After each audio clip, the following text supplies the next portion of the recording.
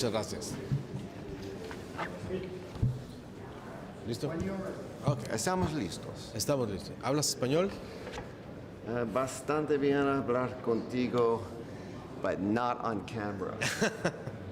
Ok, no te preocupes. Okay. Bueno, first of all, this is the second one of your films that scratched the sports world. Right. It was a coincidence? It was on purpose? Total coincidence. I'm not really a sports person. It was the stories. The fact that they were set in the sports world was just a total coincidence. Coincidence. Your first film is Capote. Correct. One character, mainly character. The second one's Moneyball, two mainly characters. This one is the third one.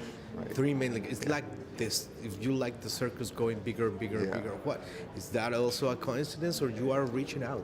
Something else? You know what? I don't think it's a total coincidence. I think that my first film, first non-narrative film, was a documentary. Yes, nonfiction. Yeah, and that was a portrait, one person. And my first narrative film, Capote, I also really wanted to make a portrait, of an individual. And Moneyball, sort of, the relationship became more important. But I think with time, I'm just becoming more and more interested in ensemble. Was any indication, any suggestion that Marx give to you for this film?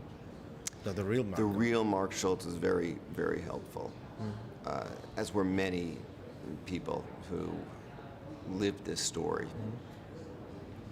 But the real Mark Schultz was very open and was willing to talk about all sorts of stuff that other people might feel uncomfortable discussing. Yeah. How do you see, for example, the character of John? As you see as a villain, as a darker person? How do you see it? How do you approach it? Yeah, I mean, I try not to judge people like that, and I try not to put a label on anybody. And I also just try to make the best case for every character in the film. So this is a person who did a horrible thing, and I was curious to know more about him. The moment you call him a villain or a monster, I think you stop thinking and you stop looking.